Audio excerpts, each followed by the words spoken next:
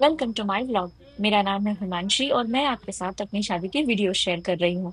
अगर आप मेरे चैनल को सब्सक्राइब करेंगे, इस वीडियो को लाइक करेंगे और अपना फीडबैक कमेंट्स में देंगे तो मुझे बहुत ही खुशी होगी। आज के वीडियो में आप देखेंगे सिंदूरदान और घूंघट की विधि। हमारे मिथिला क्षेत्र में सबसे भव्य क्षण होता है विवाह में सिंदूरदान की विधि। इस समय आप जहां लोगों को खुश देखेंगे, वहीं लोगों की आंखों में आंसू भी देखेंगे, वो भी खुशी के आंसू और बेटी से बिछड़ने का भी गम। हमारे मिथिला में एक खास बात होती है कि जिसका सिंदूरदान हो रहा होता है, मतलब कि दुल्हन, वह इस विधि को देख नहीं सकती। उसकी नानी माँ या दादी माँ या कोई अन्य सुहागन स्त्री उसका चेहरा ढक देती है अपने आंचल से। और ये इसलिए भी किया जाता है कि ताकि अगर सिंदूर का एक भी कण नीचे गिरे तो वो उनके आंचल में गिरे, ना कि नीचे। इससे आपको सिंदूर की महत्वता तो जरूर पता चल गई होगी।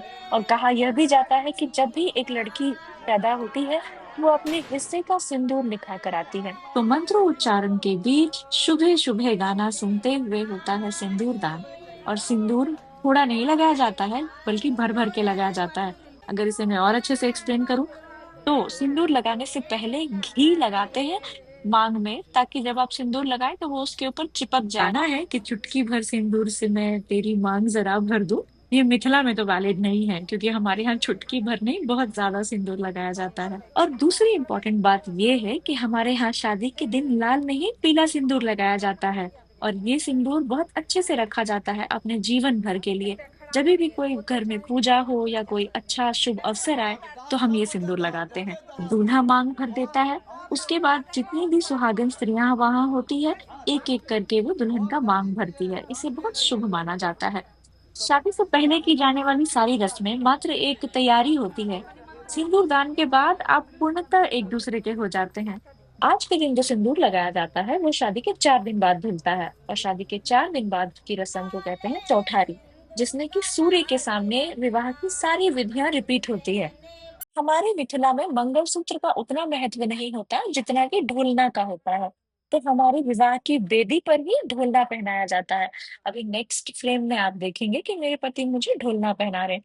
तो जब तक हमारी शादी हो रही होती है वेदी के ऊपर, तो जिन्होंने हमारा कन्यादान किया, मेरे केस में मेरे दादा और दादी, वह मंडप पर बैठे रहते हैं जब तक ये शादी पूरी नहीं होती। तो कन्यादान के बाद होने वाली रस्में जो कि होते हैं फेरे, और फेरों के बाद होता है सिंदूरदान। जब ये पूरा हो जाता है तो फिर हम मंडप के अंदर वापस जाते हैं। जिन्होंने हमारा कन्यादान किया था, उन्हें हम उठाते हैं, उनका आशीर्वाद लेते हैं। वैसे मेरे दादाजी काफी सिंपल लग रहे थे क्योंकि उन्होंने धोती पहना था, लेकिन मेरी दादी बहुत अच्छे से सजी हुई थी। ये मेरा भी सपना था कि जब वो मेरा कन्यादान करे, तो उनकी जो भी ट्रेडिशनल ज्वेलरी है वो पहन कर बैठे और वो भी दुल्हन जैसी लगे। मुझे बहुत खुशी हुई थी ये देखकर कि जब मैं दुल्हन बनी हुई थी तो लोगों ने उन्हें अच्छे से सजा दिया था, और वो बहुत ही सुंदर लग रही थी। तो बस अब हम लोग गए मंडप के अंदर और हमने लिया उनका आशीर्वाद, और फिर हम उन्हें उठा रहे हैं।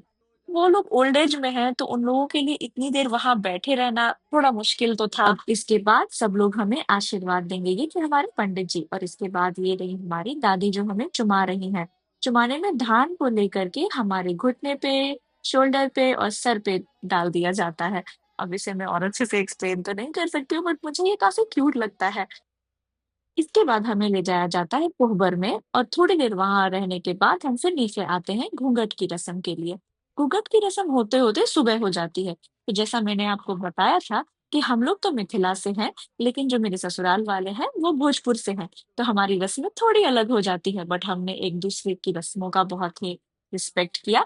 तो इसलिए जो घूंघट की रस्म है वो मेरे ससुर जी कर रहे थे। इसका महत्व हुआ कि आज से तुम्हारी प्रतिष्ठा की जिम्मेदारी मेरी हुई। तो कल तक जहां मैं बेटी और बहन थी इस घर की, वहीं आज से मैं किसी के घर की बहू और पत्नी हूँ।